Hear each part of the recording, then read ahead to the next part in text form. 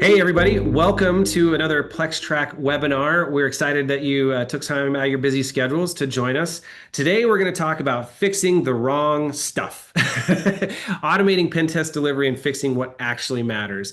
As you know, I'm Dan DeCloss, founder and Chief Customer and Brand Officer here at PlexTrac. Excited to be joined by Victoria Mosby, our Senior Sales Engineer. We're really excited about this topic. Let's dive into kind of the agenda and excited about what we're going to be talking about. We'll do a brief introduction, talk about kind of like what we're seeing in the field, and this is why we're excited to have Victoria on because she's out on the front lines every day for PlexTrac, working with both of our customers and our prospects, and just understanding what the needs of the market are right now, and why we're excited about what we have to offer within PlexTrac. So we're going to talk about like shifting into a centralized data management capability and automating workflows around that. So getting rid of the menial tasks. We're going to talk about our PlexTrac's workflow automation engine. Victoria is going to do an awesome demo for you, and then we'll do some key takeaways and be able to answer questions post webinar. So first off, like I said, I'm the founder, Chief Customer and Brand Officer here at PlexTrac. Victoria, why don't you introduce yourself? Yeah, definitely. My name is Victoria Mosby, Senior Sales Engineer here at PlexTrac. I have a pretty extensive background in a few different worlds, honestly, from operations, government, and SE world on the pen testing front. So definitely excited to be here and look forward to doing a demo for you guys later. Yeah, awesome. So let's talk about kind of like the situational analysis. And Victoria, I think you've seen this in the field as well. I mean, like security teams they're not short on data, right? And they're not short No. on things they could be looking at. Like, what have you seen, that kind of pops up in your conversations with, even like all size security teams or even like service providers who are doing work on behalf of others? Like, what are you seeing and hearing? I mean, the biggest thing with data is what should I be focusing on first? Because there's so much data out there, you obviously can't do everything. No team is big enough, no team is equipped enough to handle every bit of data that comes in. So it's always, okay, what do I prioritize first? How does that impact my business or my customers or what have you? And, where do I put my resources? So Yeah. that prioritization is really the driving force, I think, behind most data analytics is what are we doing and what can we do? Yeah, exactly. And I mean, I think, I've always seen there's kind of two sides to the fence, that there's the proactive side of trying to actually identify where your key risks are and try to identify how you might get compromised and breached, versus the reactive side, which is like, hey, someone's definitely in the house. Yeah. We need to respond. And so I think there's a constant struggle between how proactive can teams be. I think Yep. everybody wants to be proactive, but what do you think? What have you seen that is kind of causing some more friction or like their inability to be more proactive? It's it's just the amount of data because if you can get a handle on controlling your data and prioritizing what matters most and having that have a good workflow, then you can be more proactive in looking for new things. But if you're just constantly stuck in a slog of catching up, then all of your resources are there and you can't get into the mindset of being proactive. You're so, bogged down over here. Like, I still have to fix this, I have to fix this, if it's this. Okay, I'll get to that when it actually becomes my problem. I think that's a lot of the mindset, unfortunately, is it's not a problem now for me. These are. So I'm not going to deal with that until it actually is my problem. Yeah. Yeah, exactly. And then we've got this interesting quote that Gartner, because Gartner does a lot of research, right? And they talk through lots of customers. They have lots of customers and ears. And so like, enterprises are going to fail to reduce the threat exposure through like self-assessment of risks just because they have these specific tools that are kind of siloed and doing Hmm. different things and identifying specific things, which is not bad in and of itself. But being able to centralize that and truly make sense of like, well, how do these issues that are being reported over here stack rank against these ones over here? And I think Yeah. it's on both the proactive and the reactive side of the tooling, right? Yeah. It all comes down to having some way to pull all that data together. Like you have things like, say, Power by BI or Tableau, those things that can aggregate metric datas, but that doesn't always tell you the fuller story because data for data's sake doesn't really tell us anything. Numbers are fun, but you need the story behind it. You need the context behind it. You need the why we care. How does it really impact us from a business perspective? And then what do we do with that information? So it's all about context and then being able to see the threads that connect something from one tool to the next tool to the next tool. Yeah, yeah, exactly. So we talked, we kind of talked in that situational analysis around, some of these pain points. We talked a lot about like the disconnected tools and the data Mhm. silos. But what are you seeing in this second bullet around kind of manual or inconsistent workflows, particularly around remediation? Yeah, everyone does it a little bit differently. And everyone I talk to, no one likes how they're doing it. More often than not. Like there's definitely use cases and places out there where they've got that kind of locked down, but that's usually the outlier versus the norm. A lot of places are like, hey, yeah, I discover the vulnerabilities and I give them to my system owners or stakeholders or customers, and you know 3 weeks later, when I do my next scan or my next test, a few months later, it's still there because it's not being actioned or it's not being actioned quickly. Or they do action it, they fix it, but then it gets regressed back into code because someone made a change somewhere and they reintroduced it. Um, Inconsistencies are typically because the process to the point of a slide is manual. So there's room for human error, there's room for something to get missed, or a checkbox not to be followed up on, or because, it's manual and everyone has, you know, day jobs outside of just remediation, they they don't do certain steps or they wave it off because something else takes priority. Yeah. Um, so yeah, it being manual leads to inconsistency, and having a real process in place that can be more automated helps teams not have to worry about that small busy stuff and just focus on the actual maybe validation or the actual fix of the issue, not the individual pieces of the process that go into it. Yeah, yeah. And I think you see some teams trying to like bring this data together Mhm. manually, and then you have different prioritization mechanisms within each team, right? Or like the Yep. different data sets. So people may be very opinionated about, oh, well, for example, like pen testing, right? Like we would say that pen testing data is going to maybe have a higher priority than, just straight up Volt scanning data or like breach and attack simulation data. But other teams might have different opinions, right? Hmm. And that's just an example. So like that kind of drives home this next point of like how do you bring that data together and prioritize it within the entire context of the organization? Um, Yep. yeah. So I mean, I've definitely seen teams struggle in that area, and I think we're seeing in the industry as well. Everybody likes to have a risk score, but nobody. We're not doing it right in that Uh-huh. each tool is going to have their own risk score, or each team may kind of Will care about different their own specific pieces of it or their specific criteria that makes their, portion of it look a certain way right. versus, what the organization as a whole needs. Yeah, So, yeah. exactly.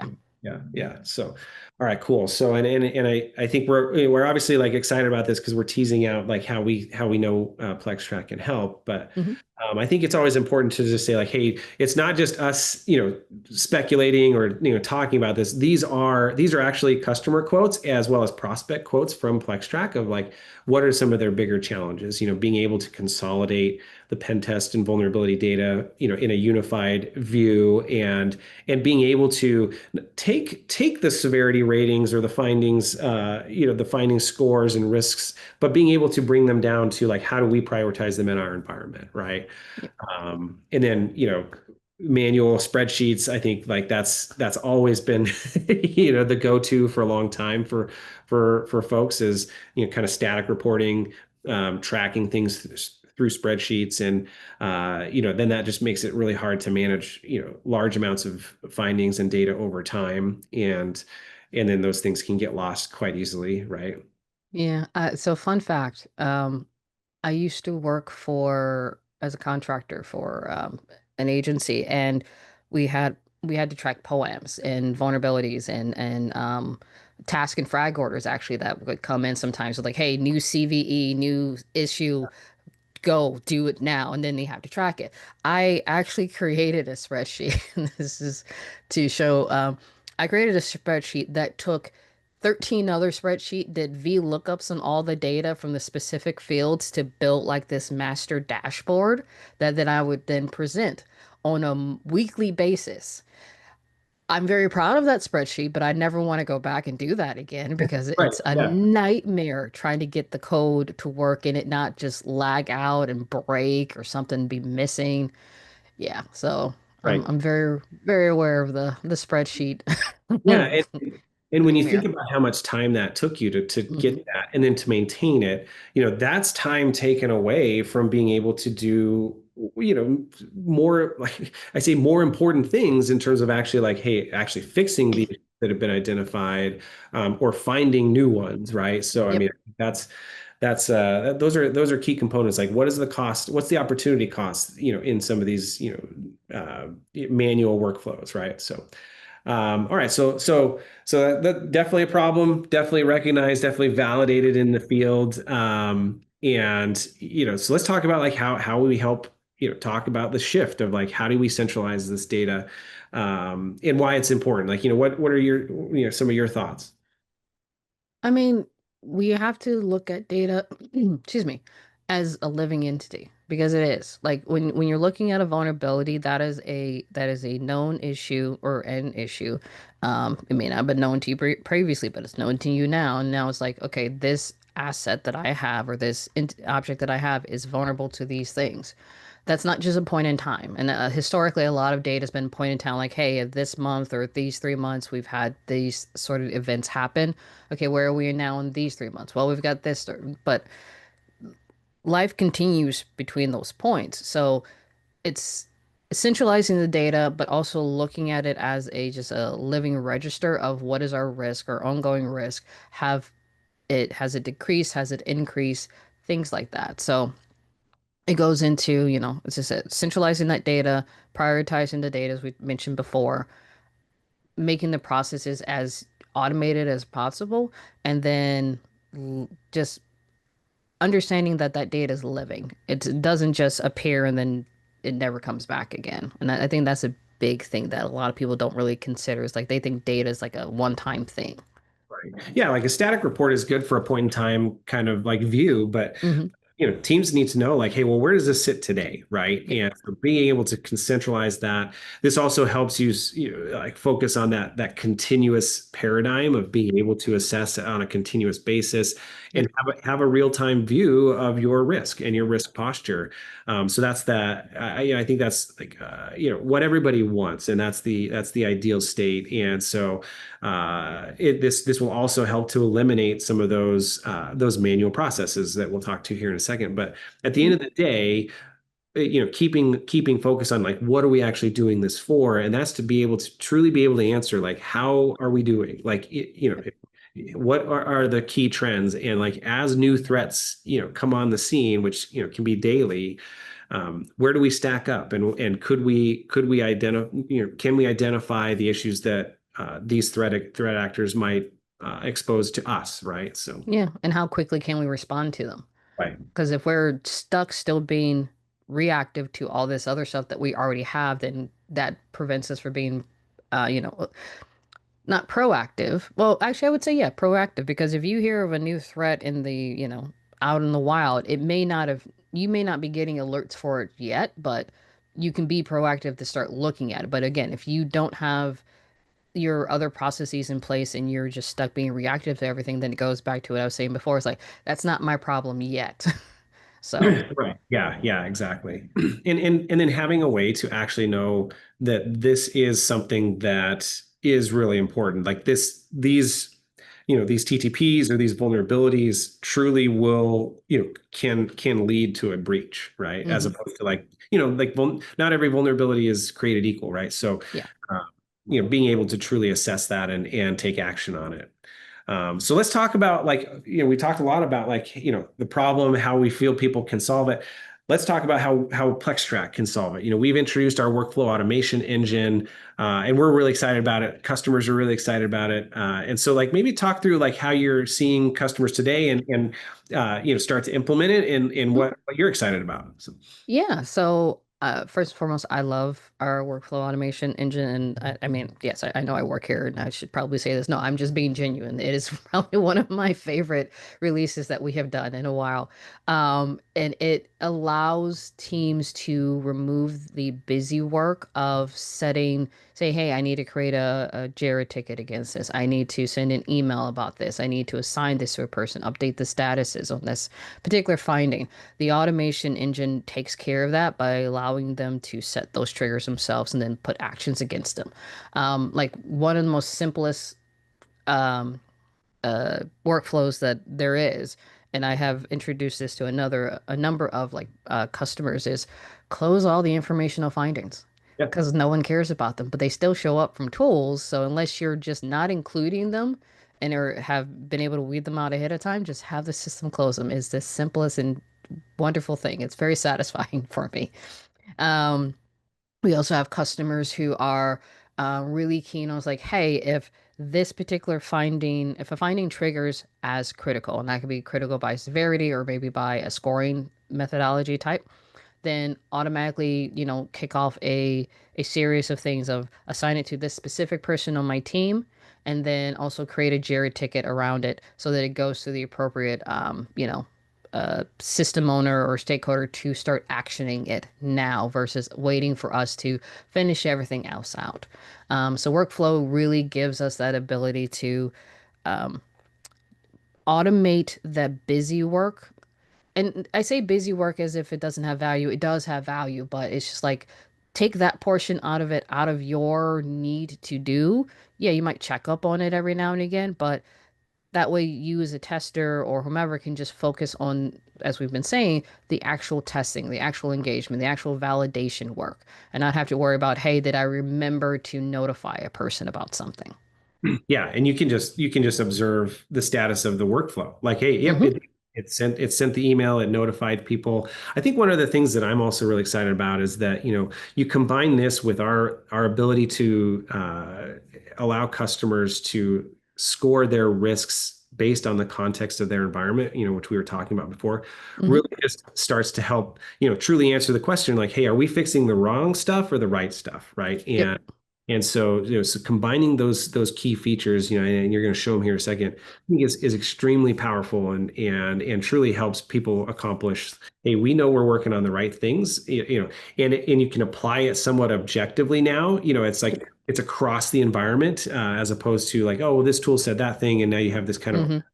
right. So let's talk a little bit about like what we see in PlexTrac today, and then we're going to jump into the demo. Yeah, I mean, we can send as as you can kind of read on the slides, or send email alerts. And the nice thing about the email alerts, and I will definitely show this, is they don't have to be emails to people who have access to the platform. That's been a big thing. So you can send your emails to like a distro list. You can send off alerts to Slack and Teams so that that can maybe be a part of a larger automated flow that you already have external to PlexTrack to kick off more, processes that way. Update the status, finding statuses. So as you know, we have our standard statuses of, open, process, and close. Well, you always have your sub statuses that you can create as well. You can tie those into the workflow. You can make sure that that automatically updates those statuses, sub statuses as well. So a lot of things that we can do with it, and which I will be showing you here in a second. Yeah, yeah. So these are some of the common ones, and then like Victoria, why don't you just dive in? I'm going to stop sharing Yeah. and can show yours. Yeah, so now that we're in the environment, I'm going to show off a few ones. Like a real base one, as I mentioned before, is that just close all informational findings. This one is tied to report findings. And as a note, when it comes to triggers, you have a few different trigger types. We can either do this by findings when they're created or edited, or do a combination. I typically do a combination just because, well, one, I'm working in a a demo environment, so I'm always playing with things that you might not always come back to play with, but I feel that it should be, just in case something changes over time. And we also have report level um, triggers as well. But you select which trigger you want, and then you set up your criteria for that trigger. So in this case, I'm saying, hey, if this particular finding is published first and foremost, and its severity is informational, I want it to automatically be set to closed informational. Just that simple. And maybe I do want to at least capture or notify someone or a system that, hey, these are being auto closed. I have a webhook set up here that is going to Slack to say, hey, these particular findings are closed as informational just for records purposes. But I could just leave it at just with these two if I wanted to. Um, the nice thing about our workflows, and I'm going to just create a couple of new ones here, is I can do this across all of my profiles. So my profiles in this environment are called departments, or I could do this specific to a department. So I might have, say, for the accounting department versus my comms department, or to say they have two different project types, or they have different criteria that they need to be worried about. Or I could say for all of my customers, if I'm more of an MSSP, this is going to be something that happens to all. So I'm going to say, hey, if any of my customers, they have a finding that is created and edited, and the severity of that finding is critical, or maybe the CVSS scoring is greater than 9.0, so that's my criteria there. I want to set the status to it as open and make the substatus needs immediate triage, because this is my way of telling, hey, I might still be working on the larger engagement or the larger body of work, but anything that meets these criteria immediately, I want to set as such, and I then want to sign the user it to a specific user. Obviously, if we're doing this from a, say, service provider perspective, we probably will do this per customer. That way we can identify the exact user we want to utilize here. Otherwise, again, in like a more enterprise perspective, we probably have a set person who we can tie this into. So in this case, I'm just going to tie it to myself. And then I do have some other options. I can create Jira tickets off of here. As we mentioned before, I can send an email. That email, again, can be any users within the platform, users based off their roles. So I might say, hey, any user based off of and my executive team is going to get it. That's fine. And then I might also say, we'll say a list of emails. So we'll say myself, and we'll say Dan, because I can pick on him because he's here, Yep. and maybe, distro list at test.com, something like that. When it comes to the emails, just a quick note for you. We do have variables in place. So I can tell the system, have the system when it sends that email out said, hey, this particular report finding, where's the, yeah, finding title, needs immediate triage. And then I can fill in the content on my, the body work here. And that also has variables that we can throw in there. But this just allows us to send out custom notifications via email to whoever it makes sense to based Mhm. off these particular triggers. Another fun one that we can do is say, hey, when a report itself is created or edited, in my case, I'm going to go with edited, and we can say when that is edited and excuse me, the source is, so something in the past, for folks who may not know, is when you created a report or from an assessment or a runbooks module or schedule, well, not schedule module, but one of those, you had to set the report template yourself. Now with workflow automation, we can have that as an automated action. So I can say, hey, if the report source is a runbooks module, from the runbooks module, I can automatically make sure that the appropriate template is placed with it. So we'll say this is going to be my tabletop one. I can also update the status on it, do bulk tagging on here. So I can say, hey, we're going to bulk tag this as run books test, as well as say, we'll say it's a web app.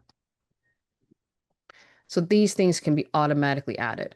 The other bit though, and this is something that a lot of our customers are utilizing the workflow for and have been really interested in from the report level specifically is if this comes in, if this is edited, we're going to adjust this. Oh no, we'll actually leave it there. And the status of it is say ready for review or in review or what have you. I can now also automate, hey, send a email to the correct source or a webhook to the correct user to come in and make updates to this. So we're really getting into that. Yeah. Yeah, no, this is great. I think if of the workflows that you just showed, I'm just kind of sitting here thinking of how much time this takes people to do manually, Hmm. right? Like closing all those informational findings, or making sure that everybody that needs notification around a critical finding has been alerted. I mean, that takes time. And so here, we're able to keep people focused on, hey, those all those things are now getting done automatically, and I can stay focused on, like, hey, am I fixing it or am I finding other things, right? So Yep. incredibly. And yeah, one other one that I actually personally like, and this was actually brought up by a customer who had a particular scenario or workflow or that they wanted to try to work out or tease out was, I have end of life, end of service assets. I want to be able to set up automatic notifications and actions whenever any findings are created that affect those particular assets. So Mhm. what I walked him through building, I would say, okay, cool. You're focused on the findings tied to any of those types of assets. From a criteria perspective, we have a ton of criteria from, finding level variables to the assets tied to those particular finding variables and report variables. So what we decided on was to create tags on those specific assets. So now we can look for those tags. And then anytime there's any finding that is edited or created that is associated with an asset with those tags, we can kick off that automation. Alert the appropriate people, make sure that tickets are created, put it into the correct starting process, etc. Yeah, and that's fantastic, right? Because and I think this is what's so cool about the power of our workflow engine is it Hmm. allows for a lot of customization, a lot of capability. Our platform already allows for a lot of customizations and Yep. different workflows. And then, so as we kind of like close out this demo, we're talking about like how to fix the right things, right? And making sure you're automating as much as possible. Part of that is the validation phase. Like, hey, we fixed this, we Hmm. fixed these issues. How do we actually, go back and make sure, do the validation piece? Is it actually fixed? Are you seeing people use workflows to help in that retest and validation scope? Definitely. Yeah, definitely. And there's a number of ways we can do that. If we're just talking about, just making sure people are notified when, hey, something moves into that state. So what we can say is, hey, if the let's assume for a second we are utilizing Jira and we had created Jira tickets against that particular finding to start with. And with Jira, when something changes from that side, we obviously have that bi-directional sync. So what we can do is we can take in a custom data field from Jira. Maybe it's the Jira retest ready field that's been checked or set to ready for retest. When that happens, we can then feed that into the via the workflow, say, hey, whenever this is true on a given finding, we're going to update the status in for that finding to ready for retest. We're going to assign it to our retest guy, our contractor, or whomever. And then maybe we even also send off again that email notification or that webhook. And webhooks can go to Teams, Slack, or any custom tools that can just accept those feeds. And that way we can make sure that the appropriate people know that their stakeholders, their system owners, or customers, etc., have say, hey, I'm ready for you to retest and validate this is closed for me. That's awesome. Yeah. So I mean, this kind of brings it full circle, right? Of like Yep. allowing our workflow engine to truly help one consolidate the data and aggregate it into a platform where you have now a centralized view. You can assess the risk and prioritize them based on everything that you have, and set automated workflows around who to assign them to, Hmm. and then once they've been fixed, how do we make sure we've got the validation piece covered? And so, just gives this holistic workflow around the life cycle, and leads to a great story for being able to answer those questions. Like, hey, we're working on the right things. What's the status, and provide real time analytics around this. Exactly. Exactly. So I'm going to, yeah, there we go. So kind of coming back to the deck and kind of wrapping up. We showed a lot of like the common workflows. We did the demo. So the key takeaways, like, hey, static reports are good for point in time, kind of analysis, but like, let's eliminate them from our ways of tracking and remediating, findings, and providing data on a real-time basis. Bring all this together, automate everything around it, right? Being able to like route it to the right people, right teams, notify the right folks, who's responsible for remediation and retesting. It's just a powerful workflow engine that we've provided for our customers, and we're getting great feedback already, and Mhm. so this just continues to help you stay focused on the right things, because here at PlexTrac, our mission is to help you stay focused on winning the right battles, and so how do you know you're working on the right things, and then actually making progress on those. So use our workflow engine to do that. It's gonna be great, and I think you're gonna love it. So if you have questions, feel free to reach out to us. Post this webinar, you will be receiving a playbook around our workflow automation engine, and really appreciate you taking time today, Victoria. Thanks for your time. I know we're all busy, but appreciate you showing this off, and being the voice of our customer and prospects. And so we'll catch you again next time. But if you have any questions, don't hesitate to reach out. And we're looking forward to getting this into your hands. Yeah. Thanks, everyone. Thank you.